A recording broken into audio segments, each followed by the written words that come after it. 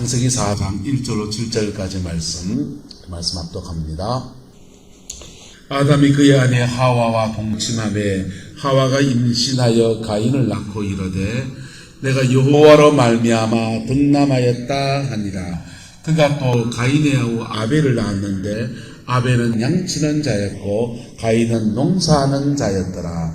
세월이 지난 후에 가인은 땅의 소산으로 제물을 삼아 여호와께 드렸고 아벨은 자기도 양의 첫 새끼와 그 기름으로 드렸더니 여호와께서 아벨과 그의 제물을 받으셨으나 가인과 그의 제물은 받지 아니하신지라. 가인이 몹시 분하여 안색이 변하니 여호와께서 가인에게 이르시되 내가 분하여 함은 어찌 됨이며 안색이 변함은 어찌 됨이냐. 내가 선을 행하면 어찌 낯을 들지 못하겠느냐. 선을 행하지 아니하면 죄가 물에 엎드리느니라. 죄가 너를 원하나 너는 죄를 다스릴지니라. 아멘. 이 말씀의 근면과 축복이 저와 여러분의 것이 되기를 예수 이름으로 축복합니다. 창세기 4장은 에덴 동산을 쫓겨나면서부터 죄 백성들, 하나님의 사람들이 겪어야 될 일들에 대한 이야기들입니다. 그런데 에덴 동산을 쫓겨나면서부터 인간은 중요한 문제에 직면했어요. 왜냐하면 이게 죄인으로 살아가야 된다는 거거든. 죄의 유혹은 한순간이지만은 그 죄의 유혹을 통해서 사단이 우리 몸 안에, 영혼 안에, 가정 안에 집힌단 말이에요. 그리고서는 우리 안에 중독적인 죄를 만들어요. 뭘 만든다고요? 중독적인 죄. 중독적인 죄가 되면 이게 잘 안 끊어져요. 회개해도 분명히 회개하면 하나님 들으시고 받으실까요? 안 받으실까요? 받으세요. 받으시는데 그 죄가 잘 안 끊어져요. 왜냐하면 몸에 습관이 되어 있기 때문에. 생각과 마음 안에 죄로 달려가는 것이 습관이 되어 있어요. 경상도 말로 질나 있다고 해요. 그래서 영이 침입해서 중독적인 죄가 된 사람들은 그 죄를 끊으려면 2배, 3배의 힘이 필요합니다. 보통 사람하고 다르게 2배, 3배의 힘이 필요해요. 영적 전쟁도 해야 되고요. 습관을 끊어나가려고 하는 몸부림도 필요합니다. 에덴 동산에서 아담과 하와는 한순간의 유혹을 받아서 선악과를 다 먹었습니다. 그리고는 에덴 동산에서 쫓겨났어요. 그 다음부터는 죄인으로 그의 인생을 살아내야 되는 겁니다. 죄인으로 그의 인생을 살아내야 되는데 그 죄인으로 그의 인생을 살아낼 때 죄가 계속 중첩되잖아요. 그런데 그걸 해결할 수 있는 길이 있다 없다. 복음이 오기 전에는요. 예수 안 믿는 사람은요. 죄를 해결할 수 있는 길이 있다 없다? 없기는 왜 없는겨? 절제를 해결하는 게 있거든요.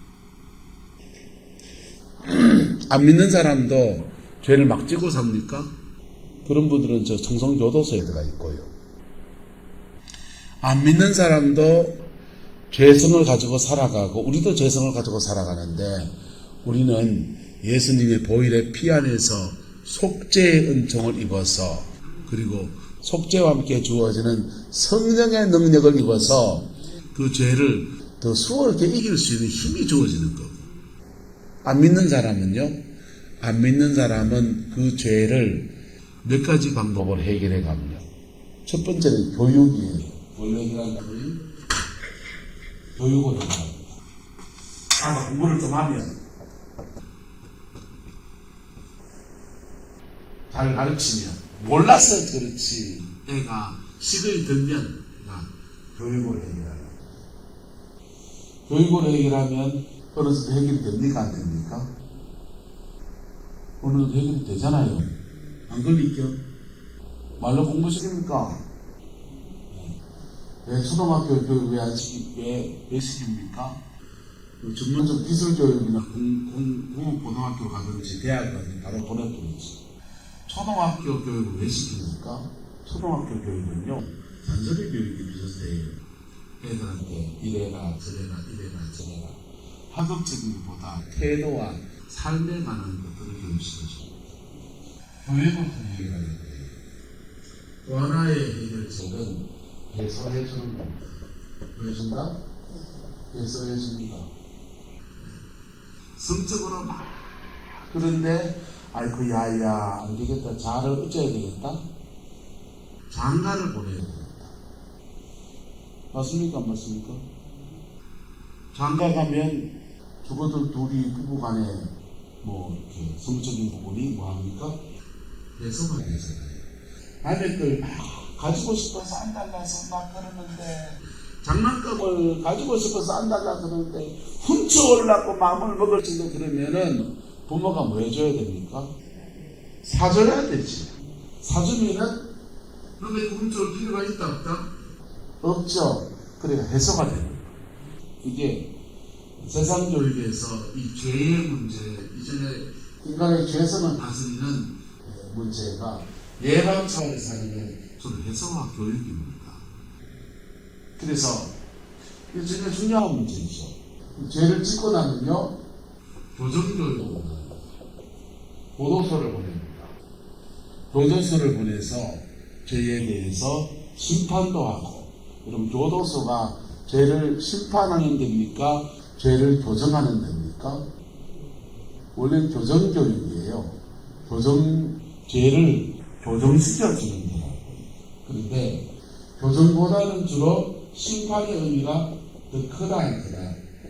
심판의 의미가 더 큰 거죠. 이게 세상이 그 죄의 문제를 해결하는 방법이에요. 근데 이게 근본적으로 해결이 됩니까? 안 됩니까?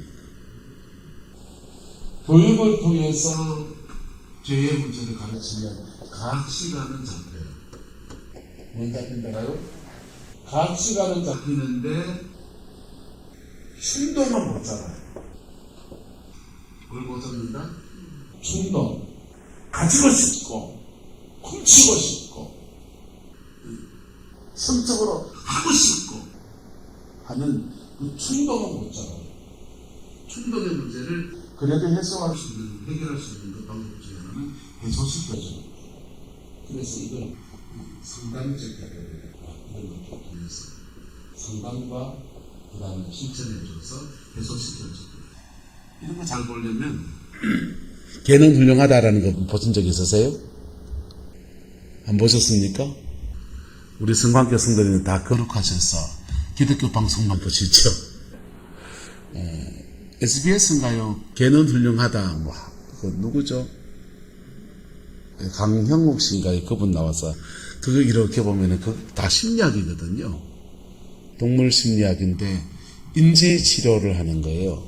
사람으로 말하면 인지 치료를 하는데 그 인지 치료의 방법 가운데 이제 여러 가지를 교정해 주는데 어떤 거는 해소해 주고 어떤 거는 절제시키고 그런 거를 교육을 한다고요.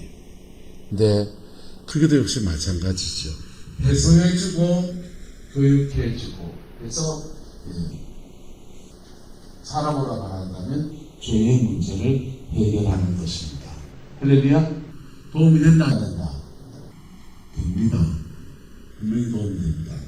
근데 근본적인 문제를 해결할 수 있다 없다? 이 죄 자체를 해결하는 게 아니라 이 죄가 뻗어나오는 것들을 잘 풀어주는 방법입니다. 여러분, 전 세계에 지금 오미크론이 좀 하지만 감기약도 사실은 제대로 된 감기약이 없어요. 감기 바이러스는 감기를 일으키는 굉장히 다양해서 감기균 그 자체를 공격하는 그건 없어요. 다 뭐하냐? 감기가 일어나면 증상을 완화시켜줘. 감기가 오면 열이 나니까 열을 떨어져. 집에 해열제 하나 있어 지금 빨리. 감기약도 사놓고. 그리고 오미크론은 진통, 몸이 막 그냥 근육이 다 아프다 그러대요. 그러니까 약국에 가면 진통제를 사줘요. 진통제를 먹으면서 진통을 견디게 뭐 그러는 것들이죠. 이게 죄에 파생되는 문제들을 해결해 나가기 위해서 세상은 이런 방법을 사용합니다. 복음은 우리 인간의 죄를 사하는 권세가 누구한테 있습니까? 예수 그리스도에게 있습니다. 할렐루야.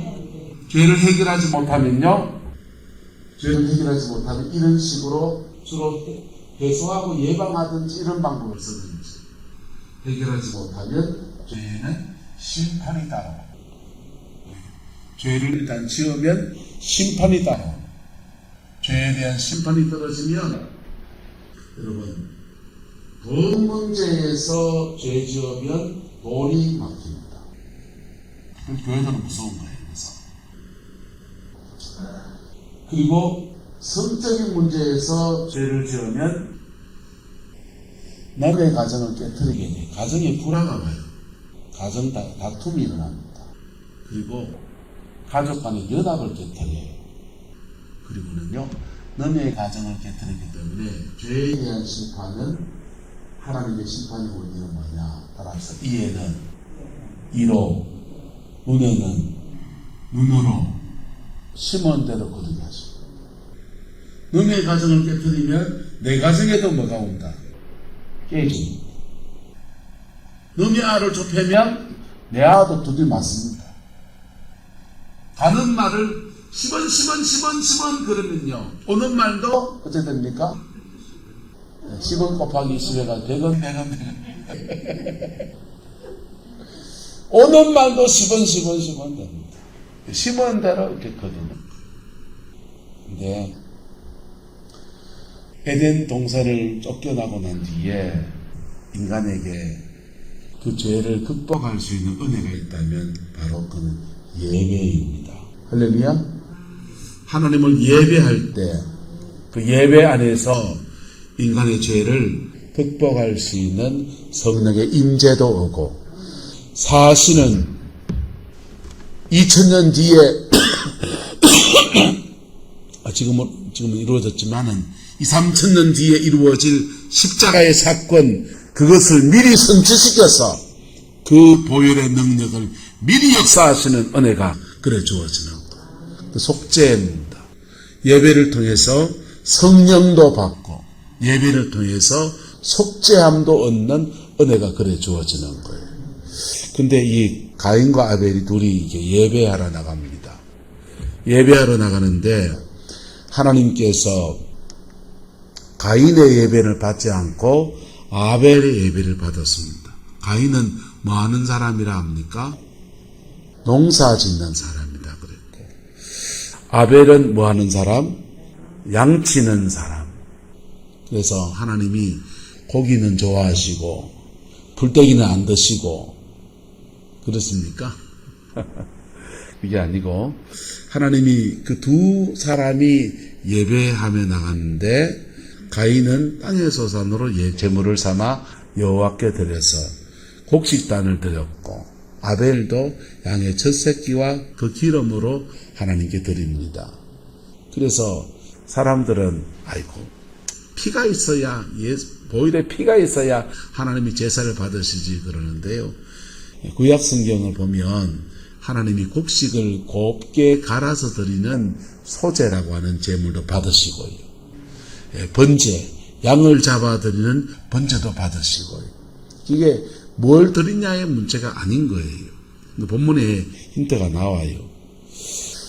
여호와께서 뭐와 뭐를 받으시고, 아벨과 그의 제물을 받으시고, 뭘 받으시고? 아벨과 그의 제물을 받으시고, 주일날 헌금을 드린다든지 예배하며 나갈 때 하나님께서 오숙 권사님이, 옛날에 오숙 권사님 오차숙 권사님이라고 하죠. 오차숙이든 오축이든 간에 오숙 권사님께서 헌금을 딱 드리면은 하나님이, 저는 모르니까 오숙 권사님 11전금 드립니다 하면서 하나님 앞에 선포하고 교인들 앞에 선포합니다. 근데 성령이 받으신 거 안 받으신 거는 그분 마음이잖아요. 근데 받으시면 어떻게 받으시냐? 받으시면 오숙과 오숙의 11조를 받으시고, 할렐루야? 뭘 받으시고? 예. 재물, 돈만, 돈만 가져. 하나님 그게 아니고, 하나님께서 오숙이 권사님이 드린 예물을 받으시면서, 동시에 누구를 받으시고, 오숙 권사님을 받으시는. 근데 아벨과 그의 재물을 받으셨는데, 가인과 그의 재물은 뭐하지 않았다. 받지 않았다 그랬습니다.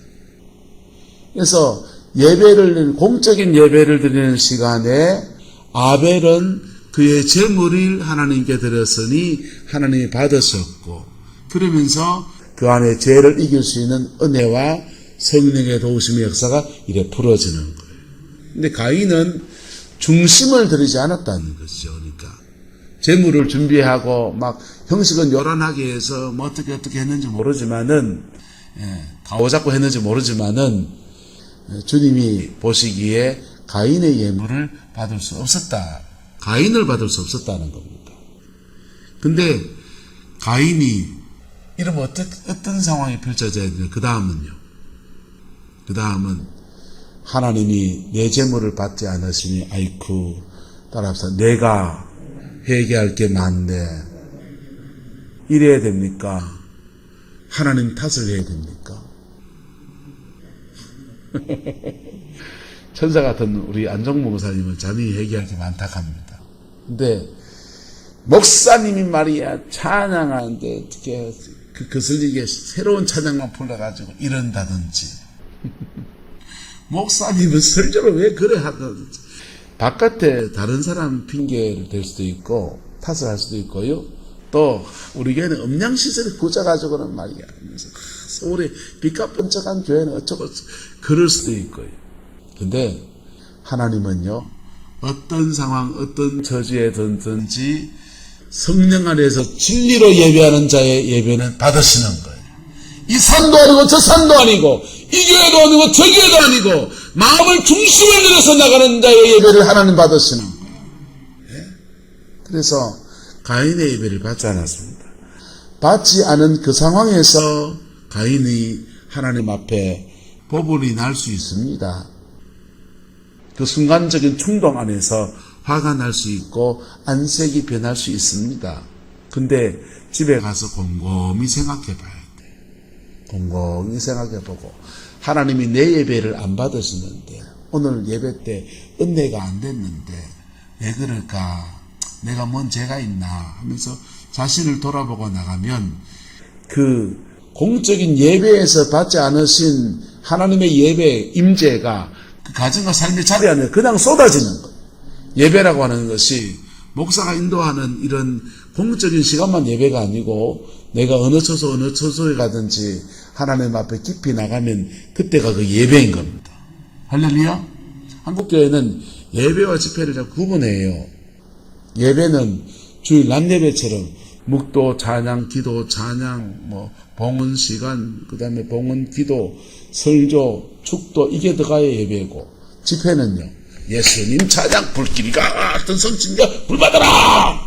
이래 하면은 이제 집회로 바꾸고, 찬양 집회, 치유 집회, 다양한 간정 집회, 다양한 형태의 집회가 있고, 예배라고 할 때는 주일 낮 예배처럼 그래 하는 걸 예배라 합니다. 하나님은 그래 구분 안 하십니다. 하나님은 성령 안에서 진실함으로 예배하는 모든 우리의 시간들을 예배로 받으십니다. 그게 삶의 예배가 될 때도 있고요. 화장실에 앉아서 예배할 수도 있고요. 침대에 누워서 예배할 수 있고요. 할렐루야. 진정한 예배를 하나님께 드리는 은혜가 있기를 축복합니다. 진정한 예배를 드리면 그 죄를 이길 수 있는 보혈의 피가 뿌려지고 성령의 능력이 임하고 그 믿음으로 살아간 삶에 대해서 물질로 헌신한 자에게 하나님 그 물질에 대해서 복음 앞에 심게 하셔서 거두게 하신 역사도 허락하시고 하나님이 하시는 그 모든 예배를 통해 주어지는 놀라운 은혜와 축복과 영광이 다 쏟아지는 거예요. 근데 가인이 안색이 변했습니다. 근데 여기 하나님이 찾아오셨어요. 여호와께서 가인에게 이르시되, 찾아오셔서 주님 말씀합니다. 하나님의 음성 듣는 사람이에요. 가인 이레베도. 우리보다 낫죠. 기가 막혀서 못 알아듣잖아요. 우리는요. 근데 주님 말합니다. 네가 분하여 함은 어찌 됨이며 안색이 변함은 어찌 됨이냐. 이렇게 주님 질문을 주님에 다가옵니다. 그러면 말을 해야 됩니까? 입국 다물으셔야 됩니까? 이때는 말을 하세요. 할렐루야. 말을 하다 보면 하나님은 말꼬리를 계속 끌어냅니다. 하나님요, 내 할 말입니다. 하나님 고기만 좋아하니까. 아벨 작거는 먹고 내 거는 안 드시고 그 대단한 말입니다. 따지기도 하기 좋습니다. 하나님과 대화를 시작하면 그렇게 대화하다가 하다 보면 하나님은 대화를 자꾸 끌어내세요. 할렐루야. 말하다 보면서 끌어내시면서 계속 그에게 뭘 주시냐. 성령을 부어준다. 성령을 부어주면서 그러면서 내 속에서부터 확 그냥 치밀어 오르는 회개의 영을 확 이용합니다. 제가 부산에 있을 때인데 연말에 정책당회를 준비하는데 사례비를 결정을 하거든요. 그때 이제 당회하면서 사례비를 결정하는데 제가 그 교회는 전도사를 부교육자로 쓰지를 않아요. 근데 저는 미디어를 다루었기 때문에 특별 채용으로 전사 때 거기 부임한 거예요. 그러니까 그 교회는 사례비 체계가 어떻게 되냐 하면 임금 체계가 우리 교회도 그러면 참 좋겠다. 기존이 초등학교 교사 월급을 1호봉을 기준으로 해요. 그 다음부터는 호봉제로 이렇게 올라가요. 표준 호봉제로. 근데 저는 전사로 부임을 해놓으니까 호봉 기준에 들어가 있지 않는 거예요.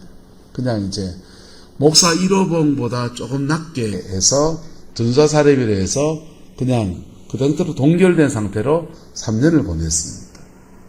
목사 안수를 조금 내가 늦게 받아서 그게 좀 늦어졌어요.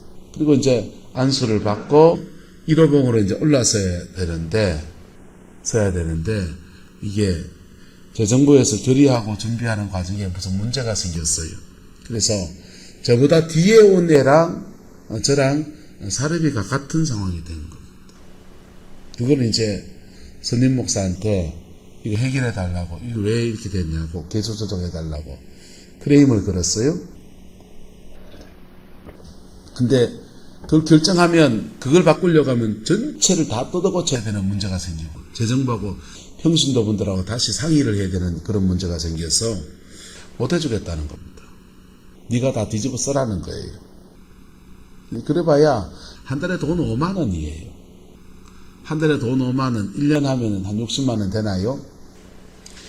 돈이 문제가 아니고 이게 내가 여기서 교육자들 중에서 제일 오래 담임 목사님 빼고 제일 오래 있었는데 사람을 이래 대접하나 이런 마음이 드는 겁니다. 기분의 문제죠. 그래가지고 이제 그 문제가 이제 집에 와서 얘기 나눴더니 아내는 또 더 화내는 거예요. 당신이 교회 가서 어때 처신하길래 교회가 당신한테 이래 대하냐 하면서 그 밤에 밤새도록 부부싸움을 했습니다. 그것 때문에 돈 5만 원 때문에 당신이 바깥에서 그런 취급받냐 하면서 막 그러는 거예요. 내가 그런 취급받을 일이 뭐 있는데 그냥 하다 보니 그렇게 된 거지 이 사람아. 내 때 내가 뭘 잘못해서 그런 게 아닌데 이 하다 보니 말개가 돼서 싸움이 됐습니다. 싸움하고 나니까 이거를 바로 잡아야 되겠다 생각했더라고요. 억울한 마음이 더 생겨서 그 다음 날은 이제 목회실에서 모였을 때 또 얘기했습니다. 담임 목사님까지 얘기했어요. 내 걸 조정하려면 전체 예산표에서 개수 조정을 다 다시 해야 되는 문제가 있고 이걸 이제 당의하고 다시 얘기해야 되는 부분이 생기는 거예요. 다들 말하기 어렵고 난감하고 그래서 아무도 해결을 안 해주는 겁니다. 아무도 해결 안 해주고 나는 억울하고 그럼 뭐 해야 됩니까? 하나님한테 말하는 수밖에 없잖아요. 그래서 그 다음 날부터 새벽기도 마치고서 하나님한테 자분자분하게 말하기 시작했습니다. 하나님 억울하다고. 이럴 수가 있냐고 막 말하는데, 그런 기도를 교인들 듣는 데서 말하기는 참 민망하고, 성도들이 다 집으로 가시고 난 뒤에 남아가지고 나머지 기도를 하는 겁니다. 나머지 기도를 쭉 하는데 하나님이 그냥 가만히 들으시는 것 같아요. 느낌이 가만히 들으시는 것 같아요. 그거를 하루 이틀 하고 끝낼 기도를, 그거를 한 주간을 했습니다. 한 주간 동안 그 제목 하나 붙들고 한 주간 동안 막 기도를 하는데 하나님이 그냥 가만히 들으시더라고요. 가만히 들으시는데 한 주간 딱 끝나고 난 뒤에 이제 그만둬야 되잖아요. 뭐 다른 방법도 없고 그냥 뭐 알아서 하시겠지. 근데 그 다음 주까지 몸무도 고다 하면서 계속 하는 겁니다. 계속 그냥 그 기도를 하고 있습니다. 근데 그렇게 기도하는데 가슴 한켠에 갑자기 성령께서 내 안에서 말씀하시는 건지 내가 스스로 느끼는 음성인지 몰라요. 이런 느낌이 드는 거예요. 목사가 내가 어지간히 기도할 게 없다.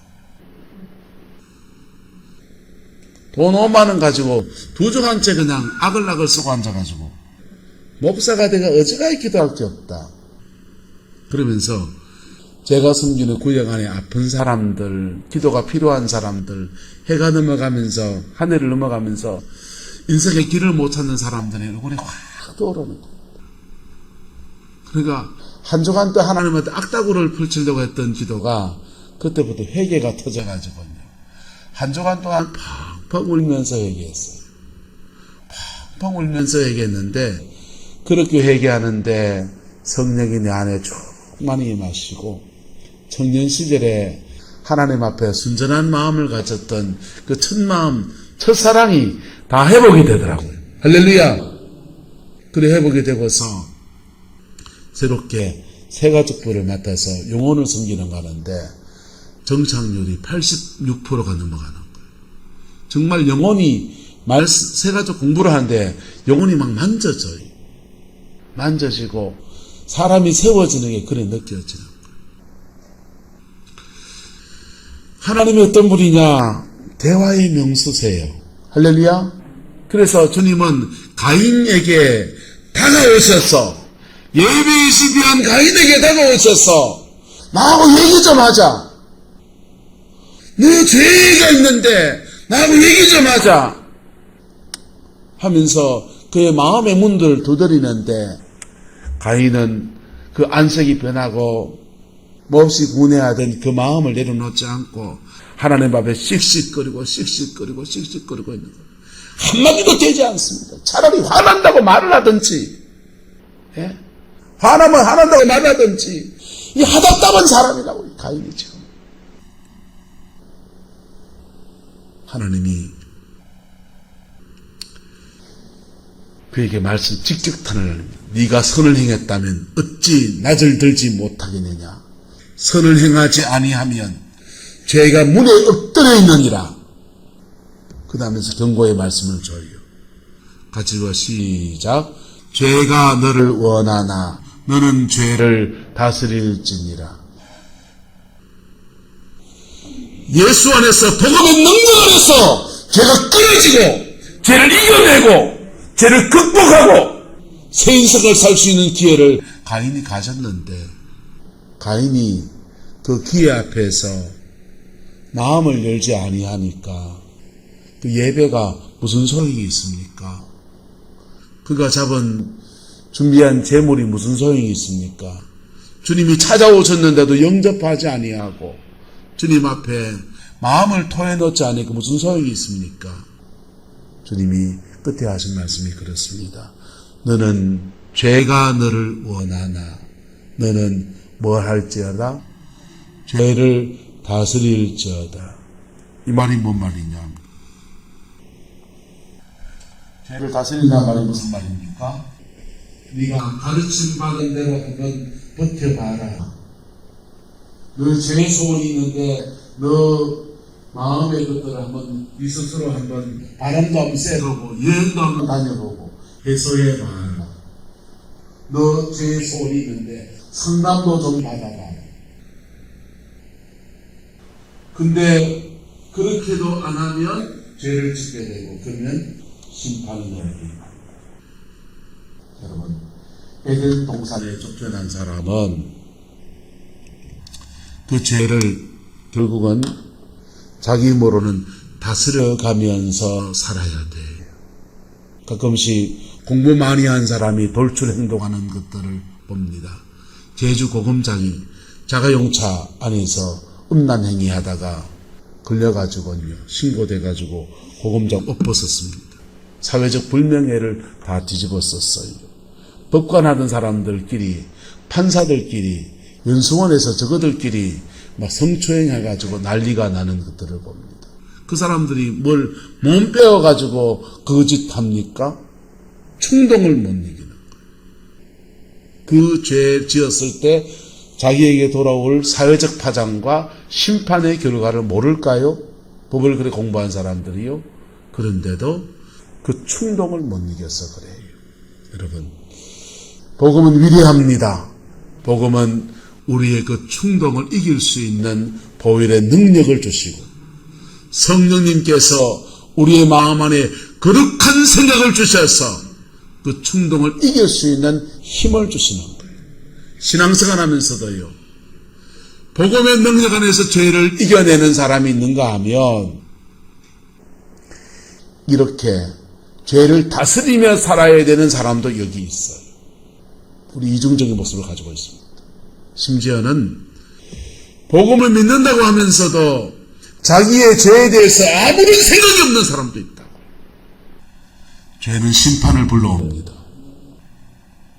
죄를 지으면 심판이 따라옵니다.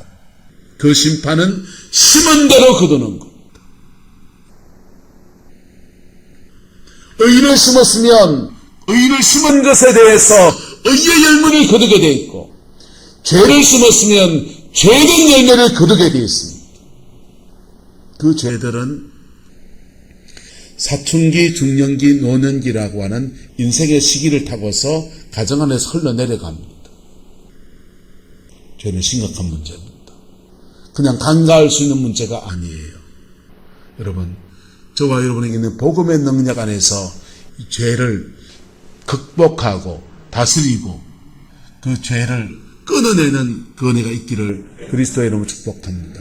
그럴 때 우리는 승리하는 그리스도인의 삶 안에 하나님의 복 주심의 축복의 그리스도의 삶도 풀어지는 것입니다. 할렐루야. 그 은혜가 저와 여러분의 있기를 예수 이름으로 축복합니다. 키가 뭐라고요? 예배라고요. 뭐라고요? 예배. 진정한 예배. 그게 죄를 이기는 열쇠입니다. 그 복이 저와 여러분과 함께하게 되기를 주의 이름으로 축원합니다. 기도하겠습니다. 좋으신 아버지 하나님, 주의 나라가 이루어지게 하옵시고 주님의 그 뜻이 이루어지게 하옵소서. 우리의 모든 죄를 십자가에서 도말하시고자 주님은 저주를 받으시고 채찍을 맞으시고 가시관을 쓰시고 벌거벗김 당하시고 하나님께 버림받으시고 모든 심판도 자처하셨습니다.